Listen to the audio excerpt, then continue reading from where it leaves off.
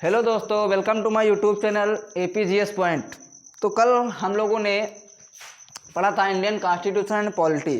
ठीक है, तो हमने पहले इन्हीं दो वर्डों को समझा था कि आखिर कॉन्स्टिट्यूशन क्या होता है एंड पॉलिटी क्या होती है। तो हमने कॉन्स्टिट्यूशन में बताया था कि कॉन्स्टिट्यूशन जो होता है वो थ्योरी बेस्ड होता है। ठीक है, और जो पॉलिटी होती है वो एज अ प्रैक्टिस, ठीक है, प्रैक्टिकली होती है। ठीक है, तो हमने इसकी डिफिनेशन भी बताई थी कि कॉन्स्टिट्यूशन क्या होता है। ठीक है, कॉन्स्टिट्यूशन में हमने बताया था कि किसी देश का आधारभूत कानून जिसके अनुसार उस देश का शासन चलाया जाता है उसे कॉन्स्टिट्यूशन कहते हैं। तो भाई जो भी कानून होंगे वो थ्योरी में होंगे, तो कॉन्स्टिट्यूशन कौन से बेस्ड हो गया? थ्योरी बेस्ड हो गया। ठीक, कॉन्स्टिट्यूशन थ्योरी बेस्ड हो गया। अब बात करते हैं पॉलिटी की। ठीक है, पॉलिटी में हमने क्या एक बार थोड़ा कल हमने ये सब कल करा चुके हैं। ठीक है, तो एक बार थोड़ा रिमाइंड करा रहे हैं आप लोगों को, रिविजन करा रहे हैं। लिखवाएंगे नहीं, कल हमने लिखवा दिया था। ठीक है, तो एक बार जरा देख लीजिए, उसके बाद आगे बढ़ते हैं। ठीक है, तो इसमें होगा क्या, कॉन्स्टिट्यूशन थ्योरी बेस्ड होता है, थ्योरी बेस्ड होता है। ठीक है, अगर हम कॉन्स्टिट्यूशन की बात करें तो कॉन्स्टिट्यूशन थ्योरी बेस्ड होता है। ठीक है, अब बात करते हैं पॉलिटी की। तो जब हम इन थ्योरीज को एज अ प्रैक्टिस में यूज करने लगे, व्यवहार में, ठीक है, तो यही थ्योरीज किसमें कन्वर्ट हो जाती हैं? पॉलिटी में। पॉलिटी बेसिक होती क्या है? Practical form of constitution. ठीक है, कॉन्स्टिट्यूशन का जो व्यवहारिक रूप होता है वही होती है पॉलिटी। ठीक है, अब हमने इसमें बात की थी पॉलिटी में। ठीक है, राज्य व्यवस्था, पॉलिटी को हिंदी में क्या कहते हैं? राज्य व्यवस्था। तो व्यवस्था का मतलब होता है सिस्टम। अब हम इसमें समझने वाला क्या बात है, देखो, राज्य व्यवस्था, व्यवस्था मतलब सिस्टम, राज्य। हमने इस वर्ड को समझा था कि स्टेट किसे कहते हैं। ठीक, कि किस प्रकार से एक व्यक्ति आगे चल करके क्राउड का निर्माण करता है, ठीक, क्राउड से ग्रुप का निर्माण करता है, ग्रुप से कम्युनिटी का निर्माण करता है, कम्युनिटी से नेशन का निर्माण होता है, नेशन से फिर राष्ट्र का निर्माण होता है, राज्य का निर्माण होता है। ठीक है, तो एक व्यक्ति, क्योंकि हमने कल ही बताया था जो भी ये पांचों यूनिट हैं इसमें कॉमन फैक्टर व्यक्ति है। अगर व्यक्ति होगा तो भीड़ होगी, अगर व्यक्ति होगा तो ग्रुप होगा, अगर व्यक्ति होगा तो कम्युनिटी होगी, अगर व्यक्ति होगा तो राष्ट्र होगा, अगर व्यक्ति होगा तो राज्य होगा। ठीक है, इन सभी फैक्टर में केवल एक ही चीज़ कॉमन है, पर्सन। अगर व्यक्ति होगा तो इन सभी यूनिट का निर्माण होगा, वरना नहीं होगा। हमने बताया था भीड़ किसे कहते हैं। ठीक, जब दो या दो से अधिक व्यक्ति बिना किसी कॉमन ऑब्जेक्टिव के अनऑर्गेनाइज रूप से कहीं पर इकट्ठे होते हैं तो ये भीड़ होती है। ठीक, भीड़ हमने क्या बताया था? भीड़ का कोई ना तो कोई कॉमन ऑब्जेक्टिव होता है, ये अनऑर्गेनाइज होती है, लोग एक दूसरे से परिचित भी नहीं होते हैं। ग्रुप में हमने क्या बताया था कि कब जो है एक भीड़ ग्रुप में कन्वर्ट होती है। ठीक है, जब किसी क्राउड का कॉमन ऑब्जेक्टिव हो जाता है, ठीक है, और वो ऑर्गेनाइज हो जाती है, तो यही क्राउड ग्रुप में कन्वर्ट हो जाती है। ठीक है, अब ग्रुप किस प्रकार से कम्युनिटी में चेंज होता है? ठीक है, तो हमने बताया था कि ग्रुप और कम्युनिटी में केवल एक ही फैक्टर कॉमन है। ठीक है, ग्रुप में भी क्या है? कॉमन आइडेंटिटी है, कॉमन जो है हमने बताया था कि जो है इसमें भी कॉमन है, कॉमन पर उसको ध्यान नहीं आ रहा मुझे को।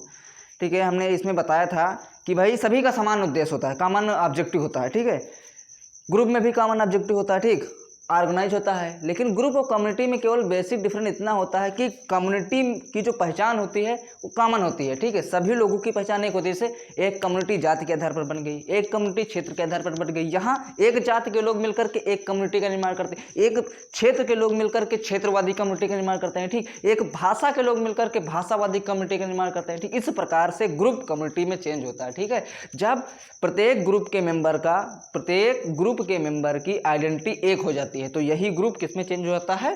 कम्युनिटी में। अब कम्युनिटी किस प्रकार से नेशन में चेंज होती है? राष्ट्र में। ठीक है, तो हमने कल बताया था राष्ट्र जो है नेशन जो है लैटिन भाषा के वर्ड नेसियो से लिया गया, जिसका अर्थ होता है ब्लड रिलेशन, अर्थात ब्लड रिलेशन पर बेस्ड है सिस्टम। ठीक है, और ये जो नेशन है, नेशन एक सोशल कॉन्सेप्ट है। ठीक है, हमने नेशन बिल्डिंग की पूरी व्यवस्था भी समझी थी। ठीक, राष्ट्र निर्माण की पूरी विचारधारा समझी थी। दो विचारधाराएं हमने बताई थी, traditional ideology and contemporary ideology. ठीक, किस प्रकार से राष्ट्र का निर्माण ट्रेडिशनल आइडियोलॉजी के अकॉर्डिंग होता है और किस प्रकार से राष्ट्र का निर्माण कंटेम्प्रेरी आइडियोलॉजी के अकॉर्डिंग होता है, यानी आधुनिक विचारधारा के आधार पर होता है। तो हमने देखा था किस प्रकार से होता है। भाई हम लिखाएंगे नहीं, ऐसा थोड़ा मौखिक रूप से बता देते हैं, बाकी आप लोग कल लिख चुके हैं। ठीक है, तो राष्ट्र का निर्माण अगर हम देखते हैं ट्रेडिशनल आइडियोलॉजी के अकॉर्डिंग होता है किस प्रकार से? जाति, धर्म, नस्ल, भाषा, क्षेत्र, इन सभी चीज़ों के आधार पर राष्ट्र का निर्माण ट्रेडिशनल आइडियोलॉजी के अकॉर्डिंग होता है। ठीक है, हमने कल बताया था कि जब किसी राष्ट्र का निर्माण ट्रेडिशनल आइडियोलॉजी के अकॉर्डिंग हुआ तो वे राष्ट्र आपस में छोटे छोटे होंगे, ठीक, और आपस में कन्फ्लिक्शन की स्थिति में रहेंगे, संघर्ष की स्थिति में रहेंगे, आपस में ही लड़ते रहेंगे तथा और उन राज्यों को जीतना बहुत ही आसान होगा। यही सिचुएशन थी ईस्ट इंडिया कंपनी के भारत आने से पहले, क्योंकि भारत में जो राष्ट्र का निर्माण हुआ था वो ट्रेडिशनल आइडियोलॉजी के अकॉर्डिंग हुआ था, जाति, धर्म, व्यवस्था, इन सभी के आधार पर भारत में राष्ट्र का निर्माण हुआ था।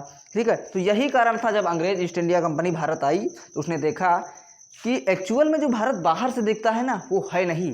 ठीक है, उन्होंने अंग्रेज जो थे वो इंडिया आए, उन्होंने पहले इंडिया की सिचुएशन समझी कि यहाँ की क्या अवस्था है, ठीक है, कैसी पॉलिटिक्स है, क्या सिस्टम है पूरे, ठीक है, उस चीज़ को समझा। तो उन्होंने देखा कि यहाँ तो लोग आपस में ही लड़े जा रहे हैं, ठीक, एक लोग दूसरे को मार रहे हैं, ठीक, और दो खड़े देख रहे हैं। ठीक, तो अंग्रेजों ने क्या देखा, ये है इंडिया, ठीक है, ये है इंडिया, ये देखो ये छोटे छोटे राष्ट्र हैं। अंग्रेजों ने कहा पूरे भारत को जीतना तो इतना आसान नहीं हो, लेकिन छोटे छोटे राष्ट्र को तो जीत ही सकते हैं ना। 1757 प्लासी वार हुआ, बंगाल को अंग्रेजों ने जीता। ठीक है, 1764 बक्सर हुआ, फिर से एक राष्ट्र जीता। इसी प्रकार से अंग्रेजों ने 60% इंडिया को जीत लिया, 60% इंडिया को जीत लिया। ठीक, अंग्रेजों का मेन उद्देश्य क्या था, अंग्रेजों का अगर हम मेन पर्पस देखें तो भारत से ज़्यादा पैसा कमाना था, भारत से ज़्यादा मात्रा में पैसा ब्रिटेन ले जाना था।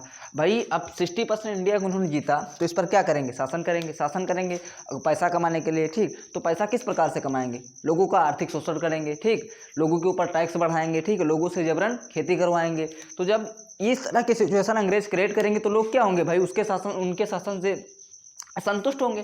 जब लोग असंतुष्ट होंगे, लोग क्या करेंगे, विद्रोह करेंगे या आंदोलन करेंगे। विद्रोह करके भी हम लोगों ने देख लिया, क्रांति की 1857 की क्रांति की, ठीक, फेल हुई। क्यों फेल हुई, यही कारण था क्योंकि इंडिया में जो राष्ट्र का निर्माण हुआ था ट्रेडिशनल आइडियोलॉजी के अकॉर्डिंग हुआ था। अगर कंटेम्प्रेरी आइडियोलॉजी के अकॉर्डिंग राष्ट्र का निर्माण हुआ होता तो 1857 की क्रांति फेल नहीं होती। ठीक है, लोग जातियों में बटे हुए थे, धर्म में बटे हुए थे, भाषा में बटे हुए थे, लोग एक दूसरे का सपोर्ट ही नहीं कर रहे थे। ठीक, क्रांति तो हुई थी, बहुत बड़े लेवल पे हुई थी, लेकिन लोग क्या हुए थे, एक स्थान पर इकट्ठा नहीं हो पाए थे। ये जो क्रांति थी पूरे राष्ट्रीय लेवल पर नहीं फैल पाई थी। ठीक, क्योंकि लोग इकट्ठा नहीं हो, हमने कल ही बताया था कि चाहे क्रांति हो चाहे आंदोलन हो, दोनों सक्सेस तभी होंगे जब लोग होंगे।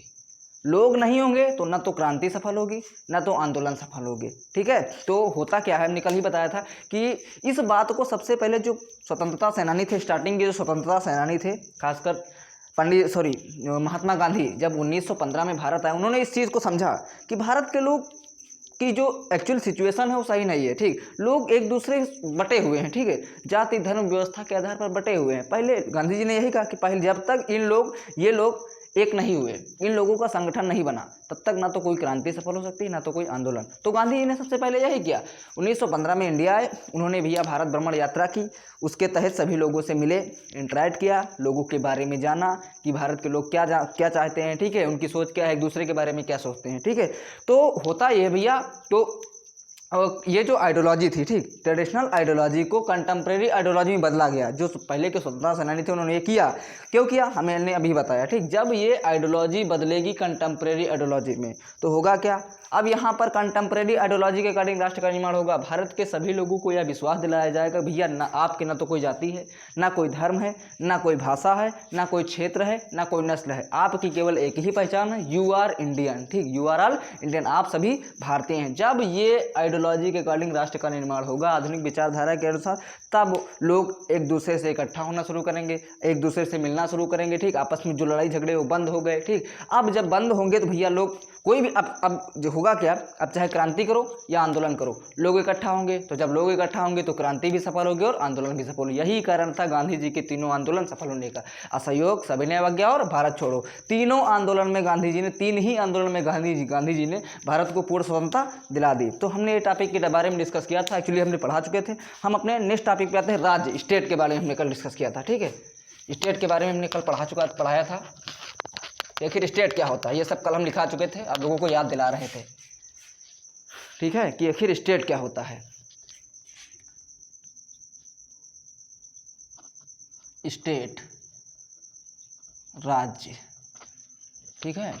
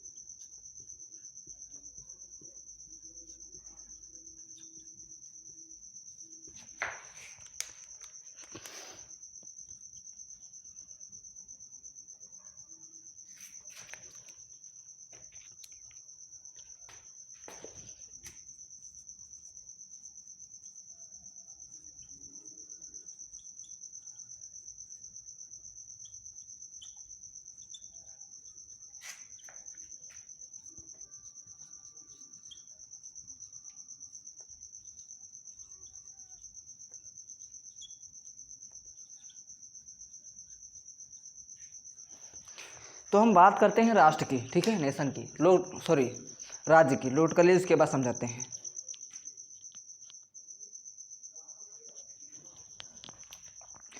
तो स्टेट आखिर होता क्या है, किस प्रकार से स्टेट का निर्माण होता है? तो भैया एक पॉलिटिकल साइंस के थिंकर थे गार्नर।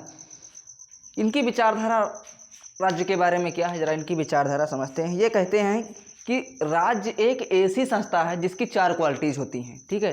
ये कहते हैं कोई भी राज्य तभी बनेगा जब उसका डिफाइन एरिया हो, निश्चित भूभाग हो, उस निश्चित भूभाग में निवास करने वाली जनसंख्या यानी पॉपुलेशन हो, तथा उस जनसंख्या पर शासन करने वाली सरकार हो, तथा उस सरकार के पास संप्रभुता हो। संप्रभुता का मतलब होता है निर्णय लेने की स्वतंत्रता, निर्णय लेने की शक्ति, ठीक, डिसीजन मेकिंग पावर, ठीक है, निर्णय लेने की क्षमता या फिर निर्णय लेने की शक्ति, ठीक है, आज़ादी हो, ठीक है। तो ये कहते हैं अगर कोई भी एरिया है, ठीक है, उसकी अगर पॉपुलेशन है, सरकार है, सॉवरेनिटी है, तो एक राज्य होगा। गार्नर के अकॉर्डिंग वो एक राज्य होगा। इन्होंने 4 क्वालिटी बताई राज्य की। किसी भी क्षेत्र के अंदर अगर ये 4 क्वालिटीज़ हैं तो राज्य होगा। अब बात करते हैं ईस्ट इंडिया कंपनी के भारत आने के बाद होता क्या है। भाई भारत तो राज्य था, तभी ईस्ट इंडिया अंग्रेजों ने जब गुलाम बनाया तभी भारत एक राष्ट्र था, राज्य था कि नहीं था, इसके बारे में हम यहाँ डिस्कस करते हैं क्या था, ठीक है। देखो, डिफाइन एरिया था, जब अंग्रेजों ने भारत पर शासन किया तब भी भारत का निश्चित भूभाग था, पॉपुलेशन भी थी, सरकार भी थी, अंग्रेजों ने बना रखी थी, ठीक है। उसके बाद हम बात करते हैं सॉवरेनिटी, संप्रभुता, यही चीज़ नहीं थी, ठीक है। जब अंग्रेजी शासन भारत में विद्यमान था, ब्रिटिश लोग अंग्रेज शासन कर रहे थे भारत में, ठीक है, तो भारतीयों के पास ये सारी चीज़ें थी, तीनों थी, लेकिन एक चीज़ नहीं थी, ये निर्णय लेने की स्वतंत्रता, ठीक। ये किसके हाथ में थी? अंग्रेजों के हाथ में। क्या होना है भारत में, क्या नहीं होना, ये कौन डिसाइड कर देते थे? अंग्रेज डिसाइड करते थे, ठीक है। तो ये एक ही सिस्टम नहीं था भारत में, ठीक है। तो जब होता क्या है, 1947 में होता है भारत आज़ाद भैया, तब होता है स्टेट का निर्माण, ठीक, राज्य का निर्माण तभी होता है, ठीक है। तो आगे समझते हैं थोड़ा अभी डिटेल में, नोट कर लीजिए इसे।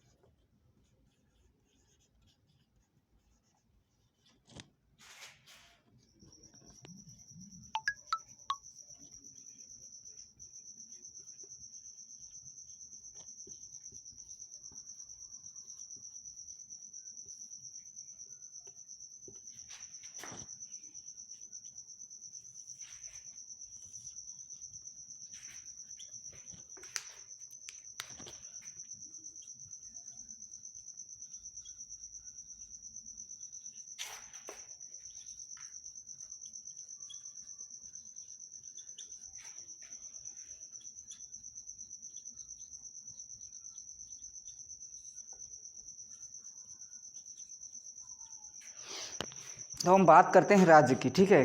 गार्नर के अकॉर्डिंग भैया राज्य की 4 क्वालिटीज होती हैं, ठीक है।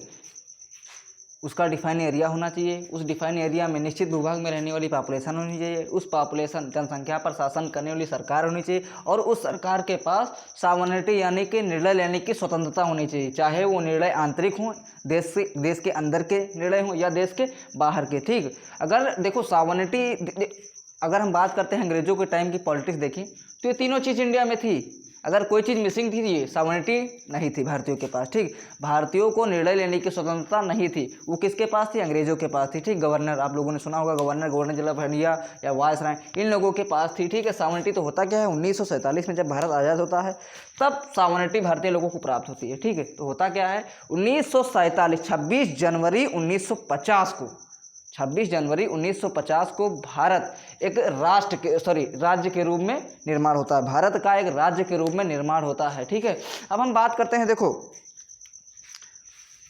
ये हो गया एरिया। एरिया किसी भी रूप में हो सकता है।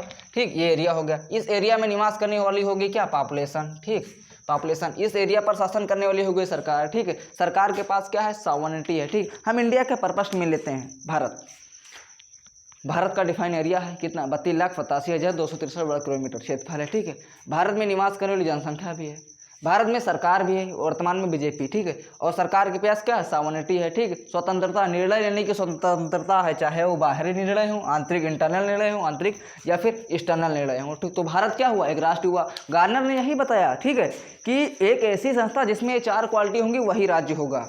ठीक है, तो भारत के अंदर तो भैया चारों क्वालिटी हैं प्रेजेंट टाइम में, तो भारत एक राज्य हुआ। लेकिन भारत एक राज्य हुआ, हमने क्या बताया? भारत एक राज्य हुआ, लेकिन अभी तक हमने क्या सुना है? यूपी, बिहार, एमपी, महाराष्ट्र, ये सभी राज्य होते हैं। तो भैया अगर ये सभी राज्य हैं तो भारत राज्य कैसे हुआ? तो फिर यूपी, बिहार, एमपी होते क्या हैं, इनके बारे में समझते हैं। तो देखो, हम यूपी, बिहार, एमपी को इसमें रख के देखते हैं। ठीक है, ये जो क्वालिटी है, अगर राज्य हो गए तो ये जो चारों क्वालिटी हैं उसको फॉलो करेंगे, यूपी, बिहार, एमपी। ठीक, क्योंकि भारत में, भाई भारत एक राज्य है, क्योंकि भारत में ये चारों क्वालिटी फॉलो हो रही हैं। इंडिया, ठीक, इंडिया के परस्पेक्टिव में अगर हम लेते हैं तो ये चारों क्वालिटी उसके अंदर हैं, तभी वो राज्य है। अब हम यूपी, बिहार, एमपी को ले रहे हैं, मान लो यूपी ले रहे हैं। ठीक, यूपी का डिफाइन एरिया है, अपना क्षेत्रफल है, जनसंख्या भी है, सरकार भी है। ठीक, अब बात करते हैं सॉवरेनिटी की। ठीक है, तो भैया देश के अंदर की जो सरकार होती है, ठीक है, उसके पास आंतरिक निर्णय लेने की कुछ स्वतंत्रता तो होती है, पूरी नहीं होती है। ठीक, कुछ स्वतंत्रता होती है, लिमिटेड ऑटोनॉमी प्राप्त होती है, लिमिटेड जो है आप डिसीजन ले सकते हो। ठीक है, ठीक है, लेकिन एक्सटर्नल मैटर में तो कोई कुछ भी बोल नहीं सकता। ठीक है, यूपी, बिहार, एमपी की गवर्नमेंट देश के कोई भी बाहरी मैटर में नहीं बोल सकती हैं। ठीक है, तो होता क्या है भैया, इस चारों क्वालिटी फॉलो नहीं कर रही ना, अगर फॉलो करती तो राज्य होता, लेकिन एक क्वालिटी जो है इसमें की मिस हो गई, सॉवरेनिटी पूर्ण रूप से नहीं है। अच्छा, अगर हम बात करते हैं, चलो हम सॉवरेनिटी की एग्जांपल देते हैं। यूपी की सरकार अगर चाहे, अगर यूपी की सरकार कहे कि भाई हम दिल्ली के बच्चों को उत्तर प्रदेश में पढ़ने नहीं देंगे, ऐसा कोई कानून लेकर आए, तो क्या देश की सरकार ऐसा बना देगी? बनने देगी? नहीं देगी, क्योंकि अगर ऐसा हुआ तो एक जो प्रोविंस है दूसरे प्रोविंस से, ठीक, एक राज्य से दूसरे राज्य के भी संबंध खराब होंगे, ऐसा होने ही नहीं देगी। यही है, ठीक है, लिमिटेड ऑटोनॉमी प्राप्त होती है इनको। ठीक है ना, जो स्टेट, तो इनको होता क्या भैया, इनको क्या कहा गया? प्रोविंस कहा गया। हम लिखा रहे हैं अभी, अब लोग नोट कर लीजिए, उसके बाद अभी लिखा रहे हैं क्या है सिस्टम, इंडिया क्या है, इंडिया क्या नहीं है।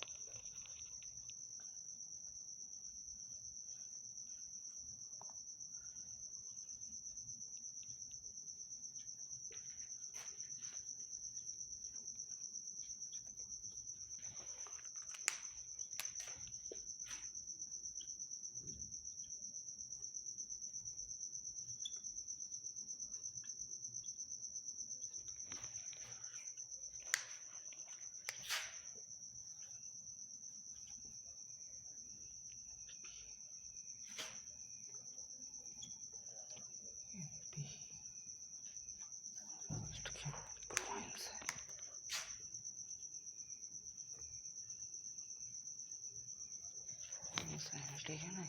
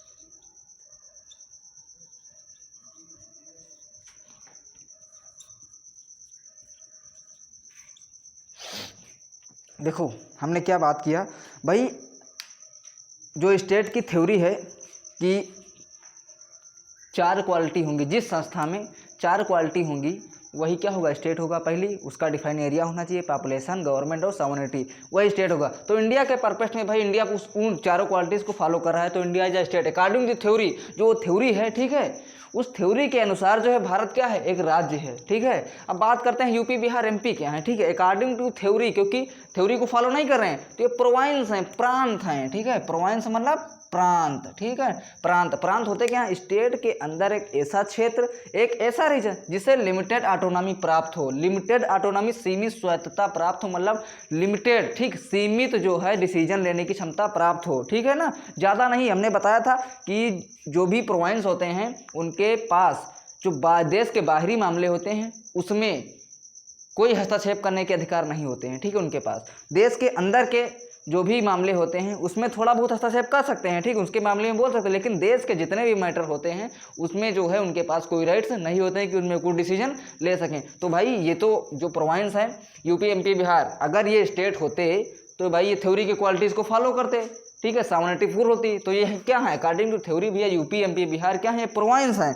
हमने क्या बताया था, ये प्रोविंस है। प्रोविंस का क्या बताया, ठीक, स्टेट के अंदर एक ऐसा रीजन जिसे लिमिटेड ऑटोनॉमी प्राप्त हो, ठीक है।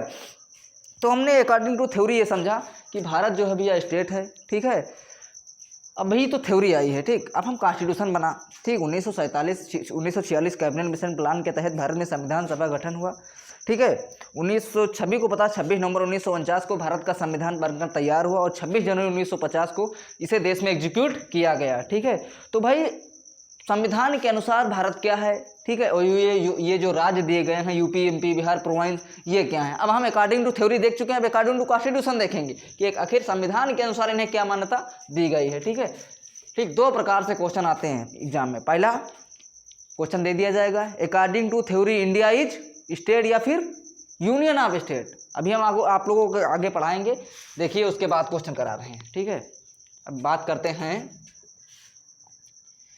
जब संविधान बना तो संविधान के अंतर्गत भारत को क्या दर्जा का क्या मान्यता प्राप्त हुई, अकॉर्डिंग टू कॉन्स्टिट्यूशन।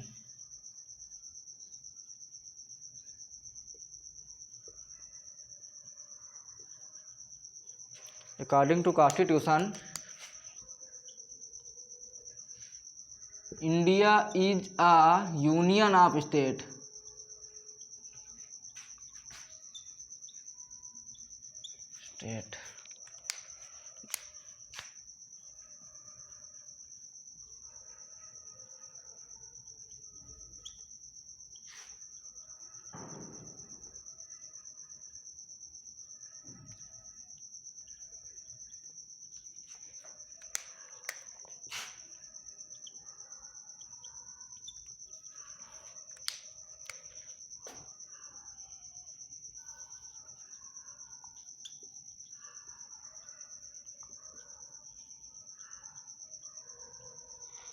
हाँ, हमने क्या बताया कि भाई 26 जनवरी 1950 को जब भारत का संविधान लागू हुआ, भारत पूरे देश में एग्जीक्यूट किया गया, तो भाई संविधान के अनुसार भारत को क्या मान्यता दी गई और जो प्रोविंस थे इनको क्या मान्यता दी गई, ठीक। तो अकॉर्डिंग टू कॉन्स्टिट्यूशन संविधान के अनुसार भारत क्या है, इंडिया या यूनियन ऑफ स्टेट, भारत राज्यों का संघ है, ठीक है। संविधान के अनुसार इसे ये मान्यता दी गई। यूपी बिहार एमपी को क्या किया गया भाई, संविधान के अनुसार जो है यूपी बिहार एमपी का जो नाम था रिनेम कर दिया गया इन्हें, ठीक, इनका नाम बदल के स्टेट कर दिया गया, प्रोविंस से क्या किया गया, स्टेट कर दिया गया। अब आप लोगों को समझ में आया कि प्रोविंस और स्टेट में क्या डिफरेंट होता है, ठीक है। क्वेश्चन 2 प्रकार से आते हैं कि according to theory India is a state या फिर यूनियन ऑफ स्टेट, ठीक। According to constitution India is a state या फिर यूनियन ऑफ स्टेट, ठीक है। इस तरह से क्वेश्चन पुटअप किए जाते हैं। आई होप कि आप लोगों को ये कॉन्सेप्ट समझ में आया होगा। नोट कर लीजिए, उसके बाद हम अगले टॉपिक पे बढ़ते हैं।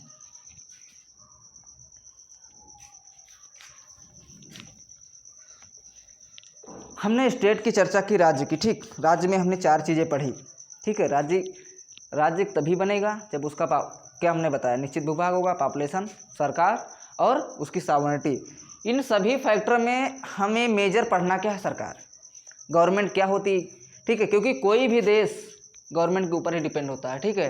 क्योंकि गवर्नमेंट का काम क्या होता है, देश को डेवलपमेंट करना, ग्रोथ करना, ठीक है, उसका वेलफेयर करना, ठीक है। तो हम इस सबसे फैक्टर टॉपिक में हम क्या समझते हैं, गवर्नमेंट समझते हैं कि आखिर गवर्नमेंट क्या होती है। गवर्नमेंट सरकार।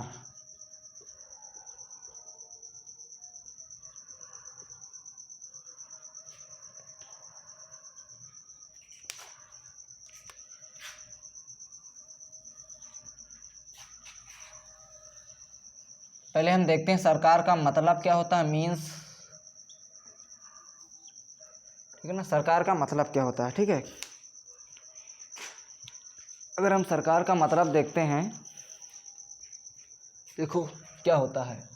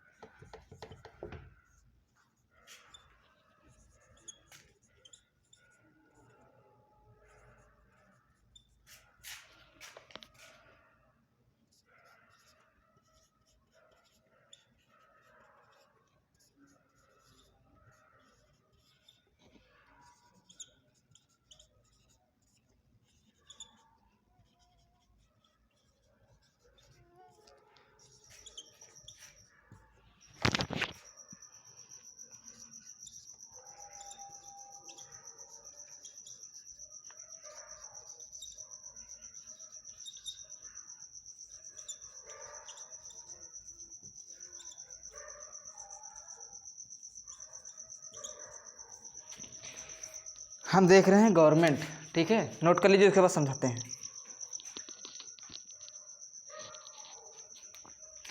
तो गवर्नमेंट क्या होती है, गवर्नमेंट का मतलब क्या होता है, ठीक है। तो हम सबसे पहले गवर्नमेंट देखते हैं, ठीक है, गवर्नमेंट क्या होती है।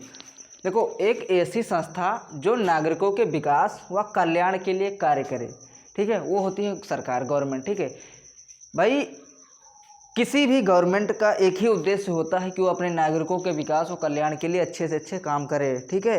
लेकिन ये जो दो वर्ड आप लोगों को दिखाई दे रहे हैं, विकास और कल्याण, डेवलपमेंट, वेलफेयर, ये सुनने में जितना ईजी लगते हैं ना, उतना आसान नहीं है विकास और कल्याण करना। पूरे वर्ल्ड में कोई ऐसा देश नहीं होगा जो अपने नागरिकों के लिए 100% डेवलपमेंट एंड ग्रोथ कर पाया हो, यानी कि वेलफेयर और डेवलपमेंट कर पाया हो। हम एग्जांपल यूएसए का ही लेते हैं, हम मानते हैं यूएसए में जो है वेलफेयर एंड डेवलपमेंट ज़्यादा है, लेकिन 100% कहीं नहीं है, ठीक है। 100% डेवलपमेंट वेलफेयर कहीं नहीं है, ठीक है। तो देखो, अगर सरकार नागरिकों के विकास व कल्याण के लिए कार्य करेगी, ठीक है, तो अकेले तो करेगी नहीं, ठीक, उसके कुछ भी पिलर होते हैं, ठीक है। तो सरकार के 3 पिलर होते हैं। ट्रेडिशनल आइडियोलॉजी के अकॉर्डिंग जो है सरकार 3 चीज़ों से मिलकर बनी होती है, ठीक है। लेजिस्लेटिव, विधायिका, एग्जीक्यूटिव, कार्यपालिका, जुडिशरी, न्यायपालिका, ठीक है। सरकार के 3 पिलर होते हैं, ठीक। ये ट्रेडिशनल आइडियोलॉजी के अकॉर्डिंग हम बता रहे हैं। अभी मॉडर्न कहें या फिर कंटेम्प्रेरी आइडियोलॉजी के अकॉर्डिंग बताएंगे तो 4 पिलर होते हैं। मीडिया, आप लोगों को सुना होना, 4th पिलर आप डेमोक्रेसी बोला जाता है, ठीक है। तो ट्रेडिशनल आइडियोलॉजी के अकॉर्डिंग 3 पिलर होते हैं, लेजिस्लेटिव, एग्जीक्यूटिव, जुडिशरी, ठीक है। अब देखो, लेजिस्लेटिव का काम क्या होता है, ठीक है। लेजिस्लेटिव का काम ये होता है कि विकास व कल्याण के संबंध में कानून बनाना, ठीक, अपने नागरिकों के विकास और कल्याण के लिए कानून बनाना, ठीक है। अब एग्जीक्यूटिव का काम क्या होता है, जो कानून बनाया गया उसको देश में एग्जीक्यूट करना, लागू करना, ठीक है। जुडिशरी का काम क्या होता है, जो भी कानून लागू हुआ उसका प्रोटेक्ट करना, ठीक है, उसको ये देखना, उसका जुडिशियल रिव्यू करना, ठीक है, उसको पता लगाना कि ये कानून जिस फॉर्म में बना हुआ है, ठीक, इसमें जिन जिन कॉन्स्टिट्यूशनल का वर्णन किया गया है क्या उसी फॉर्म में लागू किया गया, इसका वायलेशन तो नहीं हो रहा है, ठीक है। इस चीज़ को चेक करना, हमेशा याद रखना। गवर्नमेंट के 3 पिलर होते हैं, ठीक है। और ये तीनों पिलर अगर आपस में समन्वय बनाकर नहीं चलेंगे, अगर एक पिलर कमजोर पड़ा तो 2 पिलर अपने आप टूट जाएंगे। एग्जाम्पल देखते हैं। मान लो विधायिका, लेजिस्लेटिव ने कोई भी कानून बनाया, एग्जीक्यूटिव ने उसे लागू ही नहीं किया, ठीक है। इसने कोई कानून बनाया भैया, इसने सही से काम नहीं किया, उसे लागू ही नहीं किया। जब एग्जीक्यूटिव ने किसी कानून को लागू ही नहीं किया तो ये किसका प्रोटेक्शन करेंगे, किसे प्रोटेक्ट करेंगे भाई, समझे। अब हम इसकी बात करते हैं, ठीक है। ये देखो, जब इन्होंने कुछ लागू ही नहीं किया तो किसका प्रोटेक्शन करेंगे, ठीक है। अब देखो जब ये कानून बनाएंगे, ठीक है, ये प्रोटेक्शन करेंगे नहीं तो इनका मन होगा, जो मन होगा वो कानून बनाएंगे, देश में जो मन होगा वो कानून बनाएंगे और इनका जो मन होगा वो लागू करेंगे, ठीक है। तो इसमें यही होगा कि अगर कोई भी पिलर आपस में समन्वय बनाकर नहीं चलेंगे, तीनों पिलर, ठीक, अगर कमज़ोर पड़ेंगे तो पूरी व्यवस्था ये डगमगा जाएगी, और जब ये पूरी व्यवस्था गड़बड़ होगी तो पूरे देश का सिस्टम गड़बड़ होगा, ठीक है। तो यही कारण होता है भैया, ठीक है। तो अगली क्लास हम देखते हैं नेक्स्ट क्लास में। Thank you all of you so much.